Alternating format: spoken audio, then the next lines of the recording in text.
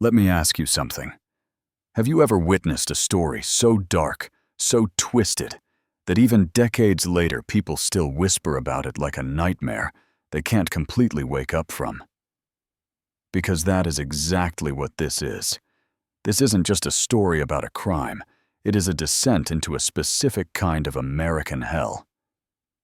Picture a man, a black man, towering at 6'7", a mountain of raw talent, hungry for a seat at a table that was never set for him. Picture him walking through life with a notebook full of poems he wrote as a child, chasing music like it was oxygen, believing with every fiber of his being that hip-hop was the only thing that could lift him out of the shadows that had followed him since birth. Now, shift the frame.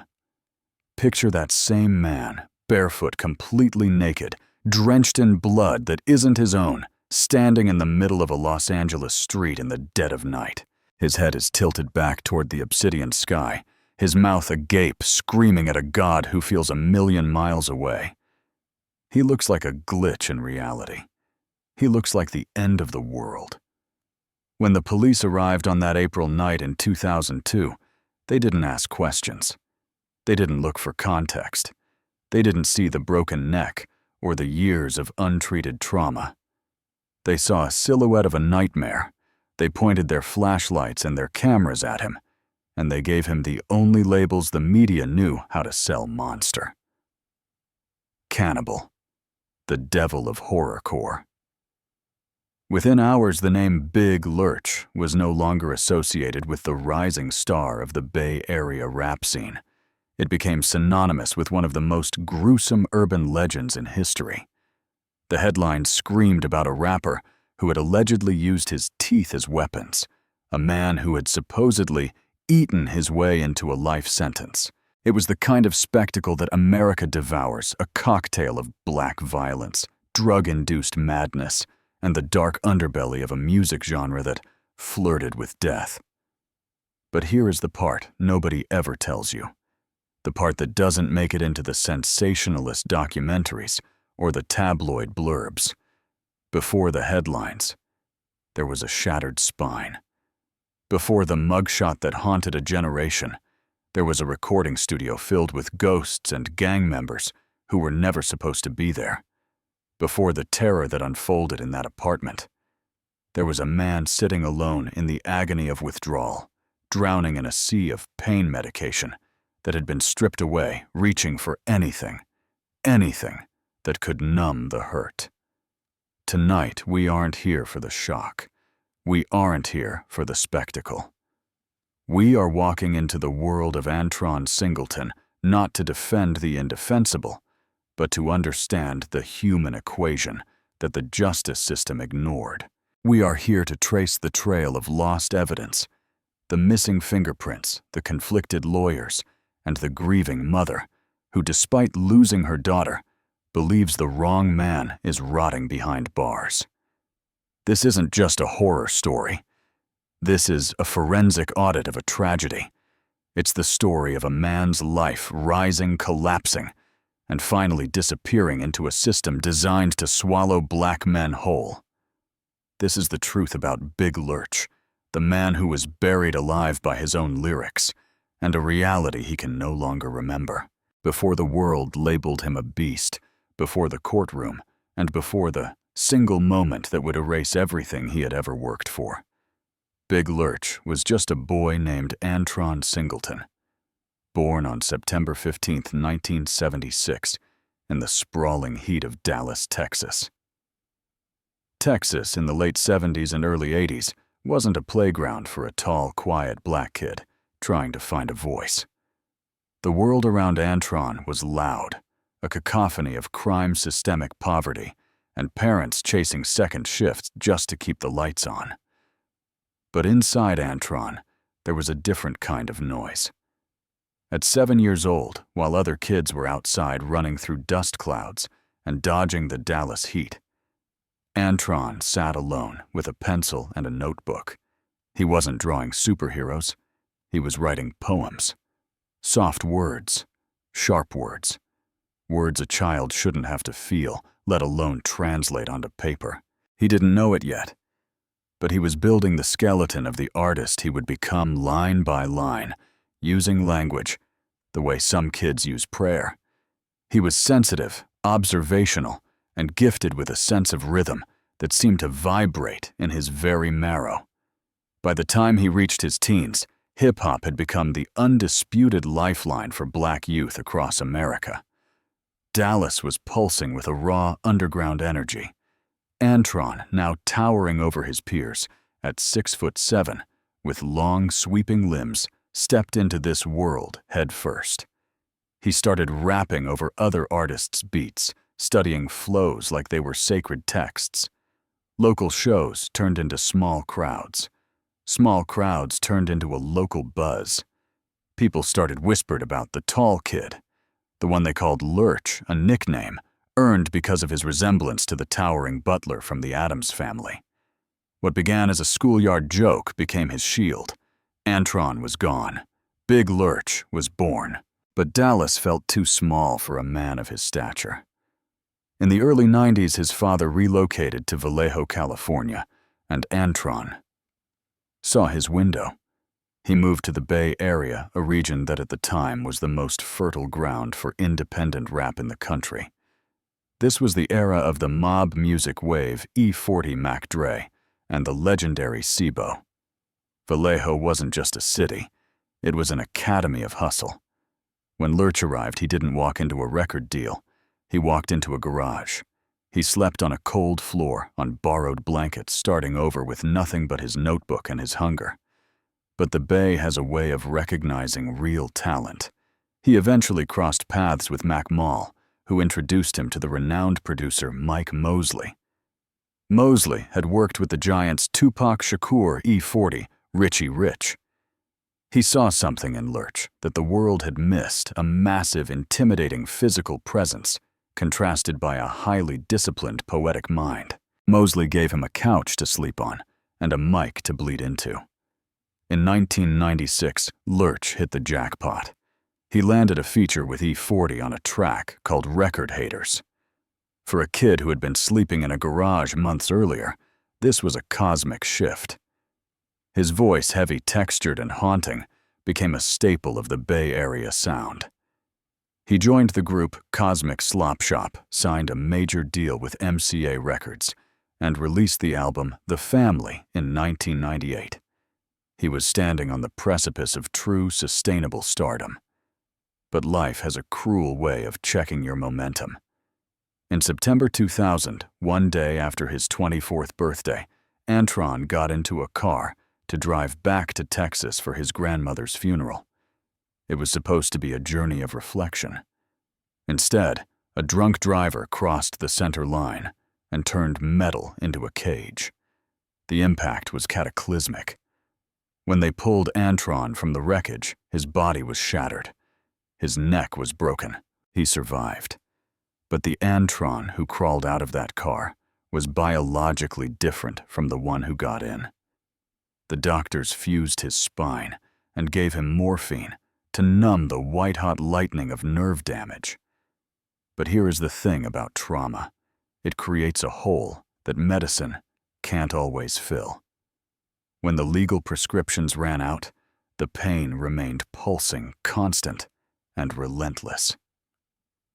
In the desperate space between agony and sanity, Antron reached for a different kind of relief. Not for a high, but for numbness. That was when PCP, known on the streets as Sherm, entered the equation. It offered him a way to detach from a body that felt like it was constantly on fire. He didn't know that by inviting the drug in to kill the pain, he was also inviting a demon that would eventually kill his future. The poet was still there, but he was now writing from inside a haze of chemicals and a shattered spine. The stage was set for a tragedy that no rhyme could ever fix. By the year 2001, Antron Singleton was a man living in two different worlds.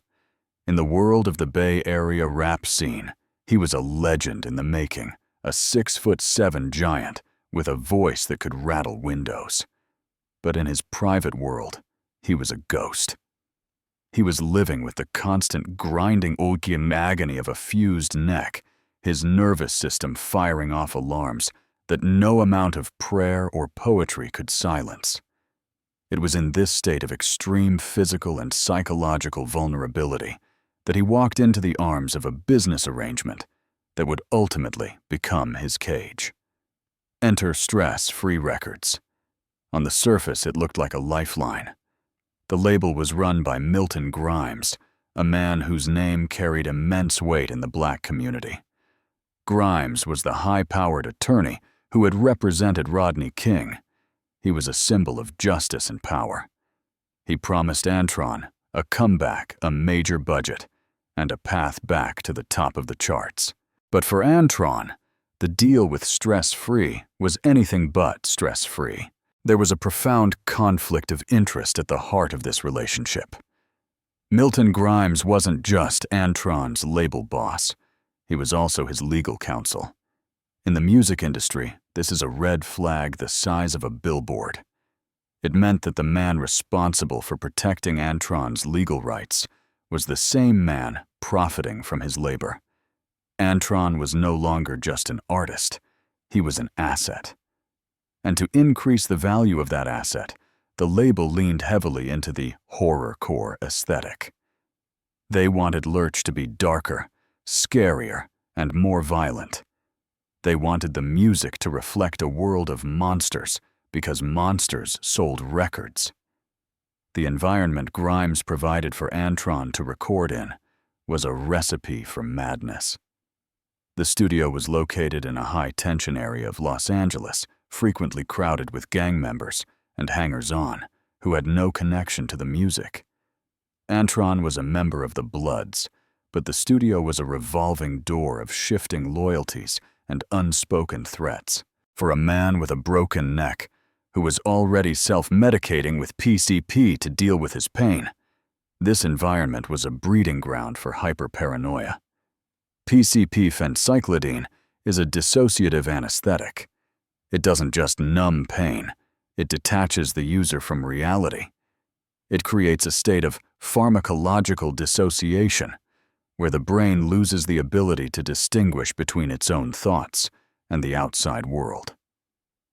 When you combine that drug with the high-pressure, high-threat environment of a gang-affiliated studio, the results are catastrophic. Antron began to believe that people were out to get him.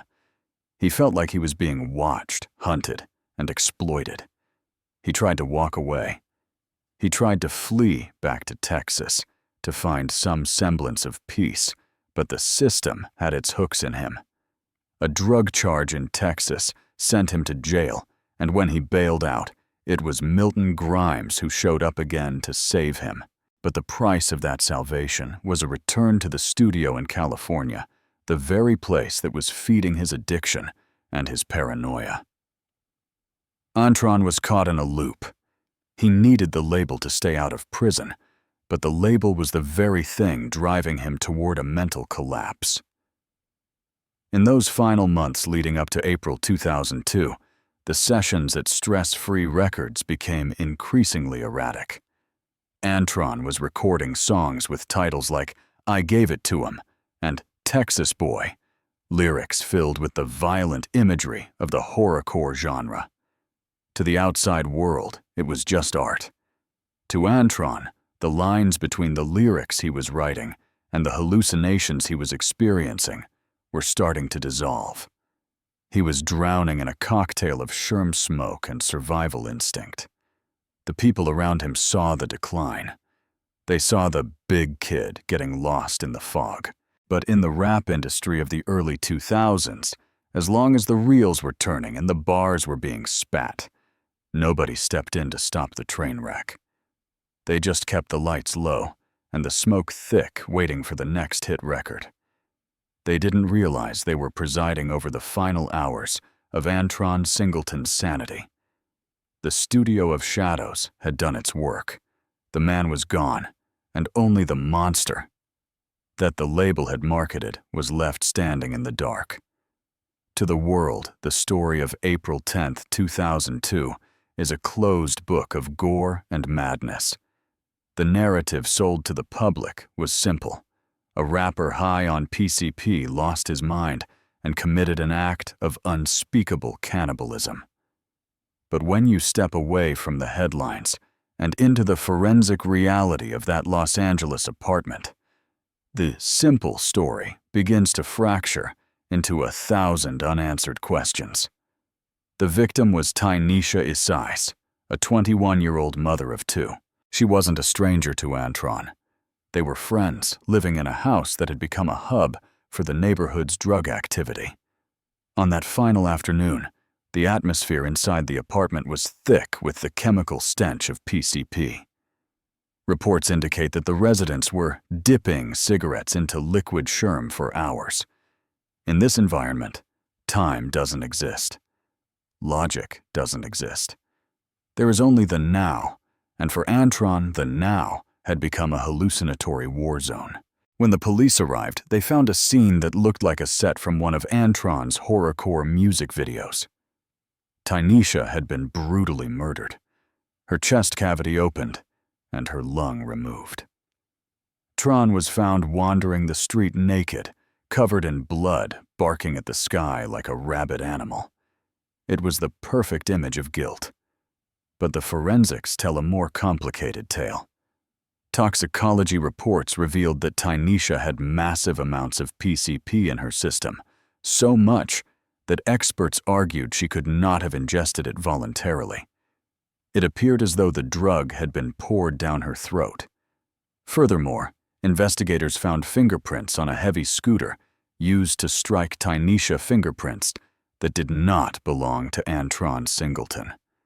There were bloodstains on a back door handle and a stray shoe that suggested someone had fled the scene. These pieces of evidence, which pointed to a third party, were never fully pursued. Then there's the most gruesome detail, the alleged cannibalism. While the prosecution argued that Antron had used his teeth to tear Tynesha's flesh, the defense pointed to a much more mundane, yet equally terrifying factor. There was a pit bull in the apartment, a dog known to be aggressive and attracted to the scent of blood. The autopsy showed that the bite marks on Tynesha's body matched the predatory pattern of a canine, not a human jaw.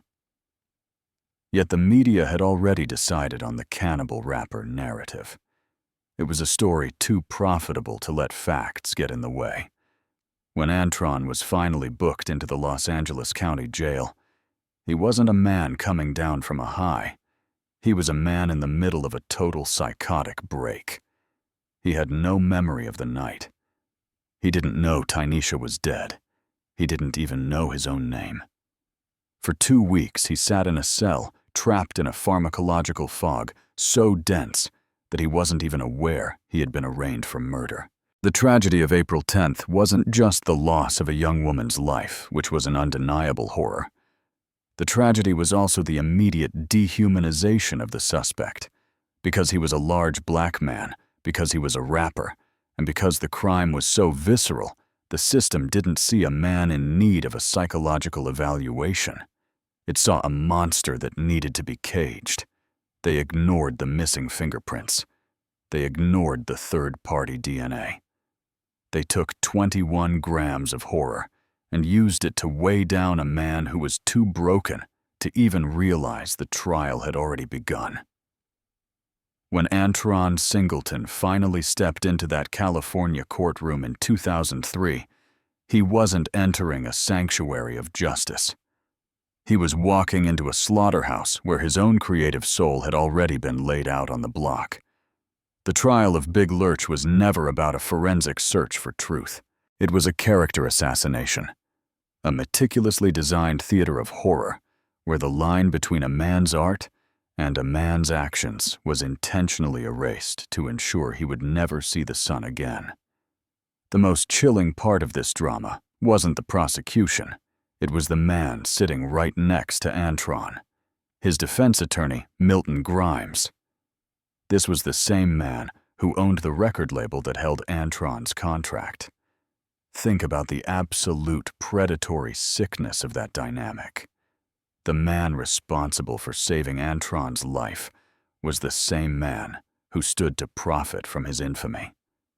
Grimes had a choice. He could have fought for Antron's humanity by calling neurological experts to explain how a shattered spine and a PCP-induced psychosis had physically hijacked a human brain. Instead, Grimes stood back and allowed the state to use Antron's own creative work as a noose to hang him with. The prosecution's primary weapon wasn't a smoking gun. It wasn't a DNA match. It was a CD. They played Antron's unreleased horrorcore songs for the jury lyrics filled with dark, hyperbolic fantasies of monsters and cinematic gore. In any other world, this was just music. It was a genre much like a Stephen King novel or a slasher film meant for entertainment. But in that courtroom, the state stripped away the metaphor. They told the jury that these weren't just rhymes. They were premeditated confessions. They argued that Antron hadn't just committed a crime, he had simply acted out the script he had been writing in the studio for years. This was a devastating racist trap. By conflating the performer with the person, the system successfully stripped Antron of his identity. The jury didn't see a father, a poet from Dallas, or a man suffering from catastrophic physical trauma. They saw a monster who had been rehearsing his atrocities on tape. It was the ultimate weaponization of black creativity. While white screenwriters are praised for their dark imagination, this black man was told his imagination was a crime scene. And to ensure the jury stayed terrified, they made sure Antron looked the part. Throughout the trial, he was kept on a near-lethal regimen of antipsychotic medications. He sat at the defense table in a catatonic stupor, eyes glazed, body slumped like a hollow shell. He wasn't allowed to wear a suit to appear professional or human. He was presented in a way that reinforced every primal fear the prosecution wanted to exploit. He looked like the beast they had painted him to be because they had drugged him into a state where he couldn't even defend his own name. Milton Grimes's failure was total, and it felt intentional. He didn't challenge the unidentified fingerprints. He didn't question the stray shoe at the crime scene. He didn't even push for a proper insanity defense that could have sent Antron to a hospital instead of a cage. He stood by and watched as his own artist was buried alive by the very songs that were supposed to make them both rich. The jury deliberated for less than an hour. They didn't need the facts because they had already heard the confession in the music. They found him guilty on all counts. As the judge read the sentence, life in prison without the possibility of parole, Antron sat there, too medicated to realize that the poet had been executed by his own poetry. The system didn't want the truth about that night. It wanted the monster of horrorcore.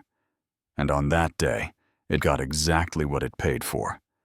After the sentence was handed down, the world moved on.